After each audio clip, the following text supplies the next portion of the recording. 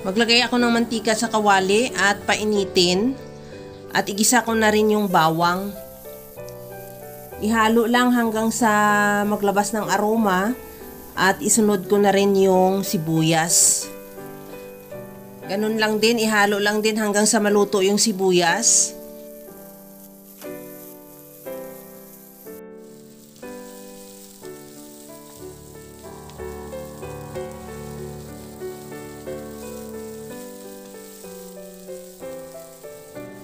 Ilagay ko na rin yung kamatis, 3 pirasong kamatis.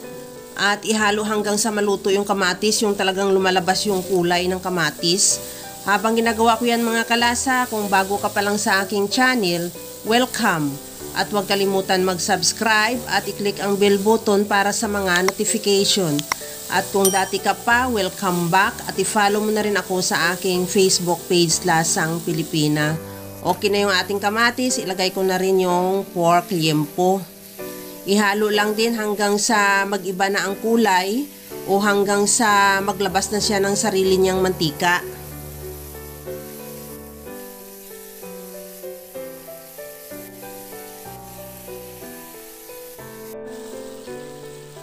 Sa puntong ito, okay na tong ating pork liempo. Talagang nagisa na rin siya natin ng mabuti. Maglagay na ako ng tubig. At siguraduhin mo lang din na matanggal mo yung toast sa kawali at takpan at isimmer hanggang sa maluto lang din yung pork liempo o hanggang sa lumambot.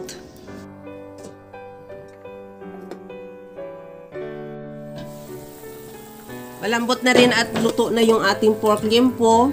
Maglagay na tayo ng ating iba pang sahog. Maglagay ako ng gabi at lagyan ko rin ng mais.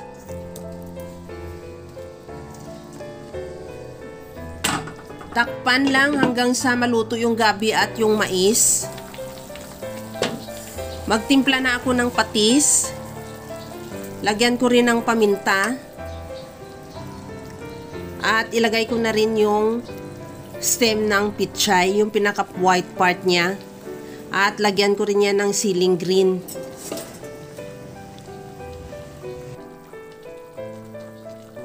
At lutuin lang din natin yan ng siguro mga 5 minutes lang hanggang sa maluto lang yung sili o maglabas lang siya ng aroma niya.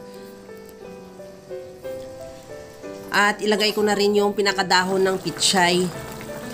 Ihalo lang din hanggang sa maluto yung dahon ng pichay at ready to serve na yan yung ating napakasarap na nilagang pork liempo. Kaya mga kalasa, kung nagustuhan mo yung ating video, please like na lang at pakishare na rin sa inyong mga friends. At kung bago ka pa lang sa aking channel, subscribe na at i-click mo na rin ang bell button para sa mga notification. Kaya mga kalasa, gawa ka na rin dahil alam ko kayang-kaya mo tong gawin dahil sa sobrang simple at napakadali niya lang lutuin. Kagaya lang lagi sa sinasabi ko na wala namang hindi marunong magluto basta sa simpleng paraan lang. Hanggang sa muli mga kalasa, thank you for watching. Bye-bye!